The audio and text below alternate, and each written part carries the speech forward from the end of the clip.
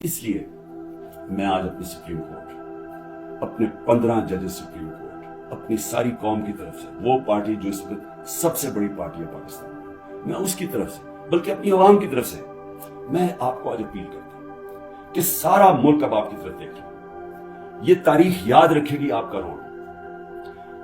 اب تک ہمیں ایسے نظر آ رہا ہے کہ آپ طاقتور کے سامنے آپ آہستہ آہستہ اپنی پاور کنسیڈ کیے جا رہے ہیں، اپنی آزادی کھوئے جا رہے ہیں۔ ہمیں نہیں نظر آ رہا کہ آپ سٹینڈ لینے کے قابل ہیں ان طاقتور کے ساتھ، کیونکہ جس طرح ہمارے فنڈامنٹل رائٹس ہر روز کی اب بات کر رہا ہوں، رات عمر ایوب کے گھر میں گھسے، وہاں سارا دوسری دفعہ گھر میں گھسے، وہ تو چھپا ہوا ہے، اس کا سارا گھر توڑ دیا۔ شہزاد اکبر وہ انگلینڈ بیٹھا ہوا ہے، اس کا جو بھائی ہے وہ پوری طرح نارمل نہیں ہے، وہ اسپیشل چائلڈ ہے، جس طرح ذل شاہ تھا، رات اس کے گھر میں گھسے، اس کو اٹھا کے لے گئے۔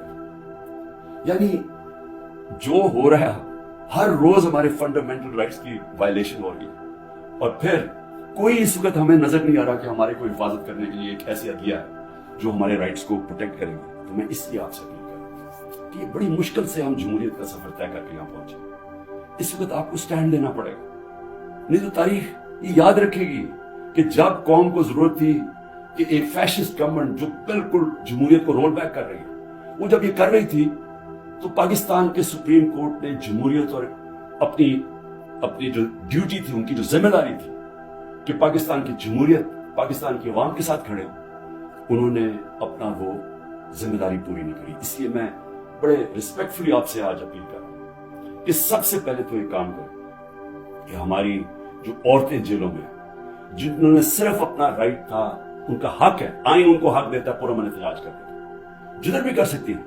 اگر انہوں نے مجھے دیکھا، ہمارے لوگوں نے دیکھا کہ مجھے غیر قانونی طریقے سے اغوا کر کے لے کے جا رہی ہے رینجرز جو پاکستانی فوج ہے، اور لوگوں کو ڈنڈے مارے، مجھے مارا، جس طرح مجھے لے کے جا رہے تھے، تو کیا ان کا حق پرامن احتجاج کرنے کا نہیں تھا؟ اور انہوں نے کدھر احتجاج کرنا تھا؟ جی ایچ کیو کے سامنے کرنا تھا، جو بھی آرمی جدھر ہوگی ادھر ہی کرنا تھا، کنٹرول روم میں کرنا تھا، اور کدھر جا کے وہ احتجاج کرنا؟ پرامن احتجاج کرنا ان کا حق تھا۔ جو وہ نہیں کرنا، جس نے بھی کیا اس کے اوپر سخت ایکشن لینا چاہیے، جنہوں نے جلایا، جنہوں نے توڑ پھوڑ کی۔ میں پہلے دن جب سپریم کورٹ کے چیف جسٹس کے سامنے کہا، مجھے تو پہلی دفعہ پتا چلا ہوا کیا، میں نے تو تب مذمت کی تھی، اور میں کہا ان کے اوپر ایکشن لو، کیونکہ غیر قانونی چیز کے اوپر ایکشن لو۔ لیکن اس کی آڑ میں جو ہو رہا ہے، جس طرح یہ ملک کو ساری جمہوریت رول بیک کی جا رہی ہے، ایک پوری پارٹی کو بین کر، سب سے بڑی پارٹی کو پکڑ کے ہر آدمی کو جیلوں میں ڈالا جا رہا ہے، تو یہ پی ٹی آئی کے خلاف نہیں ہے، یہ جمہوریت کے خلاف ایکشن ہو رہا ہے، یہ ملک کی آزادی کے خلاف ہو رہا ہے۔ یہ تو ہمیں غلام بنایا جا رہا ہے، کہ ہمیں طاقت کا غلام بنایا جا رہا ہے۔ ہمیں یہ قانون کی حکمرانی نہیں ہے، اب یہ طاقت کی حکمرانی آ گئی ہے، یہ جنگل کا قانون ہے۔ تو آپ کو نمبر 1 وہ عورتیں جنہوں نے کسی جلاؤ گھراؤ میں نہیں تھی، صرف وہ اپنا جو ان کا حق ہے، آئین حق دیتا ہے پرامن احتجاج کا، اس کی وجہ سے جیلوں میں ہے۔ اور میں آپ کو بتا رہا ہوں کہ ان کے اوپر زیادتیاں ہو رہی ہیں، ہر کے نہیں، میں نے اڈیالہ جیل سے نہیں سنا کہ عورتوں سے زیادتی ہوئی، صرف ان کی کنڈیشنز بری ہیں جس طرح ان کو ٹھہرایا ہوا ہے، لیکن اور جگہ سے خبریں آ رہی ہیں۔ تو میں سب سے پہلے آپ سے ریکویسٹ کرتا ہوں، سو موٹو ایکشن لے کے ان کو تو باہر نکالیں۔ دوسرا،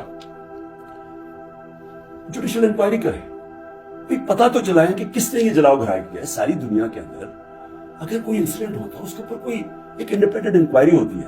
گورنمنٹ نے تو سیدھا الزام لگا دیا، کیونکہ یہ تو پہلے سے تیاری کر کے بیٹھے ہوئے تھے، ان کی تو پہلے سٹیٹمنٹ سننا ہے کہ انتظار میں بیٹھے ہوئے تھے کوئی موقع ملے کہ تحریک انصاف کو کسی طرح میچ سے باہر نکالا جائے، کیونکہ میچ یہ کھیل نہیں سکتے۔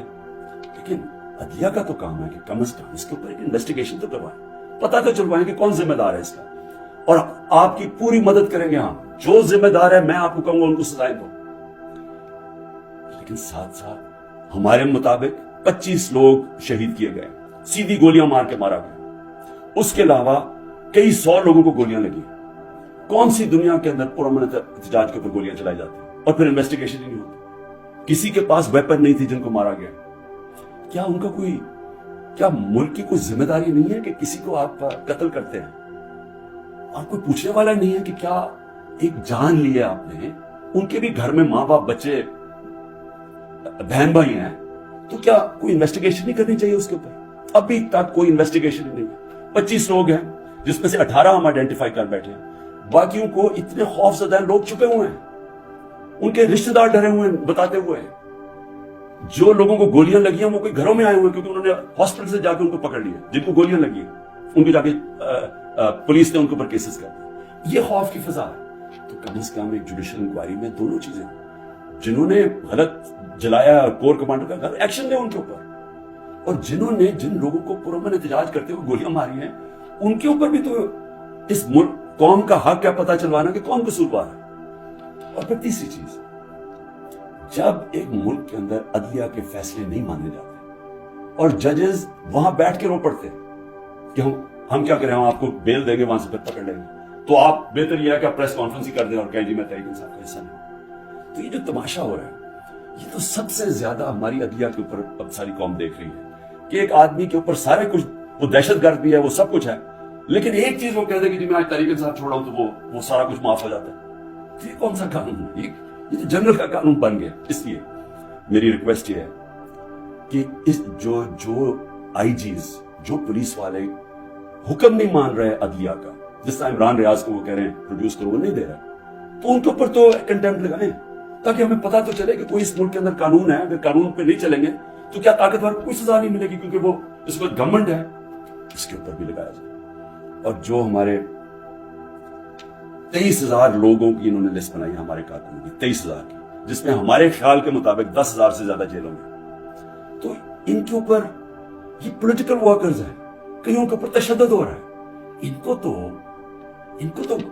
ऊपर जो भी है, अगर इनमें से कोई गिल्टी है या इन्वॉल्व है तो उनको जेल में रखे, बाकी को तो छोड़े, क्योंकि ज्यादातर लोगों को तो वो थे ही नहीं वहां। यानी 3-4 जगहों के ऊपर जो आगे लगी है, जैसे आपको पता है कौन लोग हैं उधर, उनके अंदर जो इन्वॉल्व है, लेकिन जो सारे कारकुन पाकिस्तान से पकड़ के जेलों में डाल रहे हैं, तो मेरी रिक्वेस्ट है, ये तो पॉलिटिक्स खत्म कर रहे हैं, ये तो प्लान डेमोक्रेसी को वाइंड अप करना है।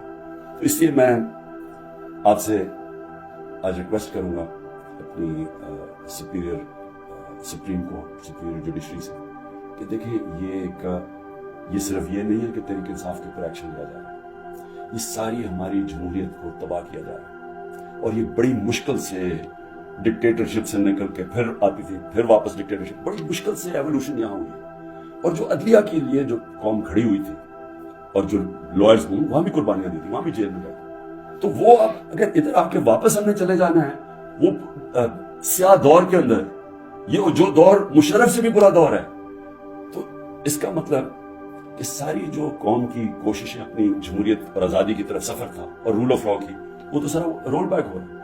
इसलिए आपकी तरफ हम सब देख रहे हैं। आखिर में मैं गवर्नमेंट को एक पैगाम देना चाहता हूं कि देखिए, अपने आप को टाइम दे दें। आपने 2 हफ्ते लेने हैं, 3 हफ्ते लेने हैं, जितने लोग तोड़ने हैं आप इस टाइम में तोड़ लें। और जिस रेट पे जा रहा है, काफी लोग आपने तोड़ लिए और काफी और भी टूट जाएंगे जो कहेंगे कि जी हम अपनी फौज के साथ खड़े हैं और हम आज तहरीक इंसाफ को छोड़ना, बड़ा जुल्म हुआ 9 मई को। वो तो हम सारे कह रहे हैं कि 9 मई को जो भी तोड़ फोड़ हुई, हम सब उसकी मजम्मत कर रहे हैं, हम भी सारे अपनी फौज के साथ खड़े हैं, वो तो हम सब भी कह रहे हैं, लेकिन तहरीक इंसाफ को हम छोड़ रहे हैं। तो जितनों को भी छुड़वाना है, मेरी आपसे रिक्वेस्ट ये है कि टाइम फ्रेम दे दें, क्योंकि मुल्क तबाही की तरफ जा रहा है, इकोनॉमी नीचे जा रही है।